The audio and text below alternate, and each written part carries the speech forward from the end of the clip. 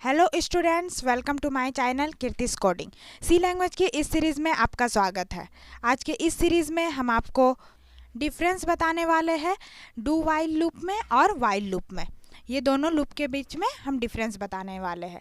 इसके पहले वाले वीडियो लेक्चर में हमने वाइल लूप के बारे में, डू वाइल लूप के बारे में अच्छे से बता दिया था कि ये दोनों लूप क्या है, किस प्रकार से इसका यूज़ होता है कोडिंग में, सारा डिटेल्स हमने दे चुके थे। अब इसके बाद मेरा आज का टॉपिक है what is the difference between while loop and do while loop. ये दोनों लूप के बीच में क्या डिफरेंस है, इसके बारे में आज हम स्टार्ट करेंगे। तो हमने यहाँ पर चार्ट में बनाया है दोनों के बीच में डिफरेंस क्या है।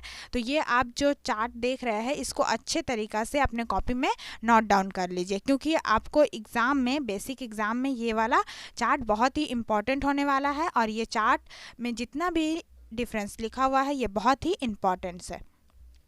तो और यहाँ पर एक एग्जाम्पल भी है जो आपको नोट डाउन करना है। ओके, ये आप नोट डाउन कर लीजिए। बहुत ही अच्छे तरीक़े से ये नोट्स को बनाया गया है। तो अब हम स्टार्ट करते हैं। वाइल लूप क्या है? While loop check condition before interaction of the loop. मतलब कि वाइल लूप क्या करता है, कंडीशन को चेक करता है लूप के अंदर जाने से पहले, ठीक है। और डू वाइल लूप क्या करता है, ये एग्जीक्यूशन, पहले ही कंडीशन हमारा एग्जीक्यूशन कर जाता है, माने हमारा स्टेटमेंट पहले ही एग्जीक्यूट कर जाता है, उसके बाद कंडीशन को चेक करता है। मतलब लूप में घुसने से पहले वाइल लूप कंडीशन को चेक करता है। कंडीशन अगर ट्रू होता है तो लूप के अंदर एंटर करता है। बट डू वाइल लूप क्या करता है, पहले ही लूप के अंदर एंटर कर जाता है, उसके बाद कंडीशन को चेक करता है। आपका फिर सेकंड नंबर है, वाइल लूप में क्या होता है कि स्टेटमेंट जो है एग्जीक्यूशन 0 टाइम्स हो जाता है अगर स्टेटमेंट फॉल्स हुआ तो। मतलब जो हमारा वाइल लूप में कंडीशन है वो अगर फॉल्स होता है तो हमारा एग्जीक्यूशन जो हो जाता है वो 0 टाइम्स हो जाता है। बट डू वाइल लूप में ऐसा नहीं होता है, क्योंकि डू वाइल लूप में तो पहले हम लोग वाइल के अंदर एंटर कर जाते हैं, हम लोग लूप के अंदर एंटर कर जाते हैं, उसके बाद हमारा कंडीशन चेक होता है। इसीलिए लूप के अंदर एंटर किए यानी स्टेटमेंट एग्जीक्यूट किया यानी एटलीस्ट 1 टाइम हमारा प्रिंटफ चलता है और हमारा स्टेटमेंट एग्जीक्यूट करता है। उसके बाद है हमारा थर्ड है क्या, इट यहाँ पर वाइल लूप में सेमीकोलन का यूज़ नहीं होता है, क्योंकि वाइल लूप में पहले ही एंट्री कंट्रोल लूप है, यानी एंट्री कंट्रोल में ही उसका एग्जीक्यूशन होता है, मतलब उसका कंडीशन चेक होता है। तो इसमें सेमीकोलन का ज़रूरत नहीं होता है, क्योंकि इसके बाद का लाइन हमारा चलेगा, एग्जीक्यूट होगा, इसीलिए इसमें सेमीकोलन का यूज़ नहीं होता है।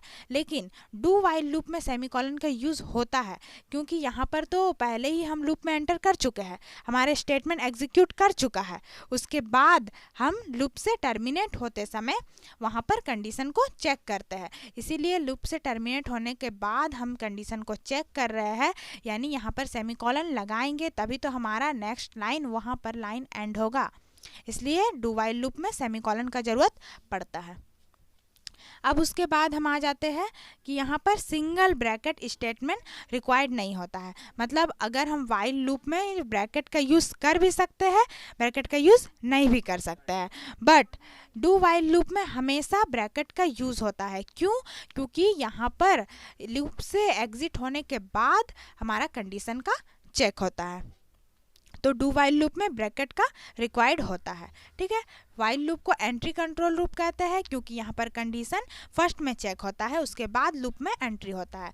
और डू वाइल लूप को एग्जिट कंट्रोल लूप कहते हैं, क्योंकि यहाँ पर लूप में एंट्री कर जाते हैं, उसके बाद हमारा लास्ट में कंडीशन को चेक करते हैं।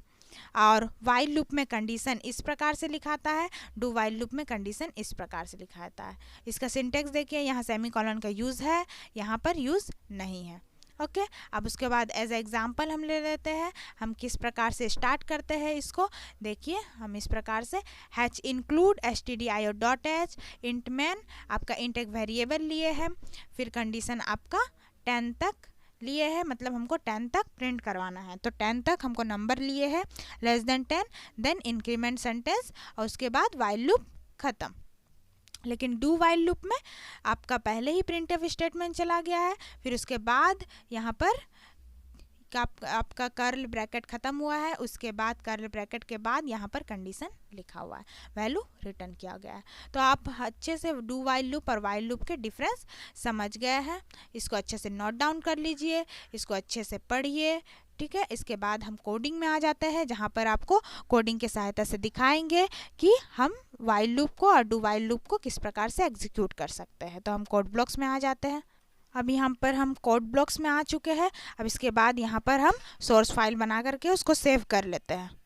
तो कोडिंग में हमने यहाँ पर एक वाइल लूप का एक लूप बनाया है जहाँ पर हमको 1 से लेकर के 10 नंबर तक नंबर्स को प्रिंट करवाना है, ठीक है।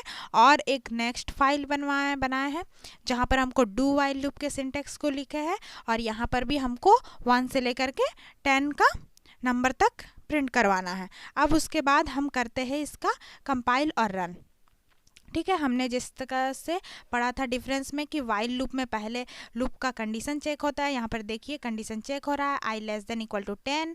जब तक 10 से ये वैल्यू i का वैल्यू ज़्यादा नहीं होगा तब तक ये 1 2 3 4 प्लस प्लस करते हुए इंक्रीमेंट सेंटेंस प्रिंट होता रहेगा, वैल्यू रिटर्न करते रहेगा जब तक ये कंडीशन फॉल्स नहीं होता है।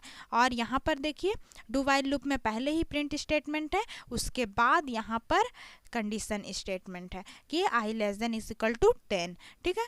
तो ये वाला यहाँ पर लास्ट में कंडीशन चेक हो रहा है लूप से एंटर करने के बाद, और यहाँ पर सेमीकोलन का यूज़ हुआ है। ये वाला लूप में देखिए सेमीकोलन का यूज़ वाइल के बाद नहीं है, ठीक है। अब इसके बाद हम बारी बारी से इसको कंपाइल और रन कराते हैं। पहले हम वाइल लूप को कंपाइल और रन करवाएं, तो देखिए कंपाइल और रन करवाते हैं यहाँ पर। तो कंपाइल और रन, तो यहाँ पर कंपाइल रन हुआ है और 1 से लेकर के 10 तक नंबर प्रिंट हो चुका है, ठीक है। अब यही हम डू वाइल लूप में करते हैं, कंपाइल और रन। डू वाइल लूप में हम आ जाते हैं।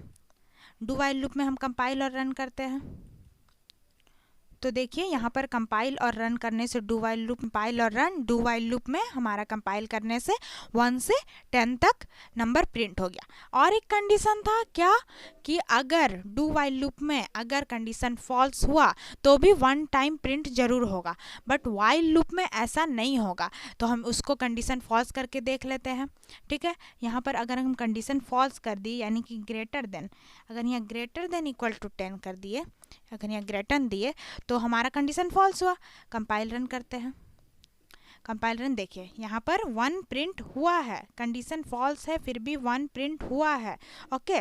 अब यही कंडीशन फॉल्स हम वाइल लूप में करके देखते हैं। वाइल लूप में चले आ जाते हैं और कंडीशन को यहाँ पर क्या कर देते हैं, फॉल्स।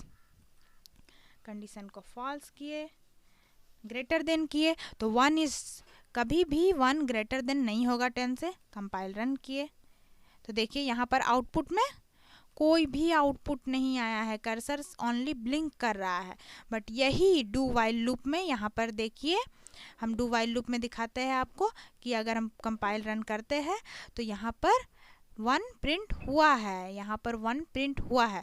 तो यही डिफरेंस है कि at least 1 time do while loop में आपका कर्सर चला, बट वाइल लूप में आपका एक बार भी एग्जीक्यूशन नहीं हुआ। तो ये दोनों एग्जाम्पल से हम जान चुके हैं कि हमारा डू वाइल लूप और वाइल लूप के बारे में अच्छे से तरीक़ा से, ठीक है। आपको कोई भी कन्फ्यूज़न हो तो आप ज़रूर कमेंट कीजिए। आज का वीडियो लेक्चर यहीं पर समाप्त होता है। इसके बाद के वीडियो लेक्चर में हम आपको लूप के बारे में, ऑड लूप के बारे में बताएंगे कि ऑड लूप क्या होता है और ऑड लूप में हम क्या क्या कर सकते हैं, ओके। तो आज का वीडियो लेक्चर यहीं पर समाप्त होता है। आप हमारे चैनल को सब्सक्राइब कीजिए, बेल आइकन को क्लिक कीजिए ताकि आपको सारे नोटिफिकेशन मिलता रहे। आप हमारे चैनल को सब्सक्राइब कीजिए और शेयर कीजिए, वीडियो को लाइक कीजिए। Thank you students.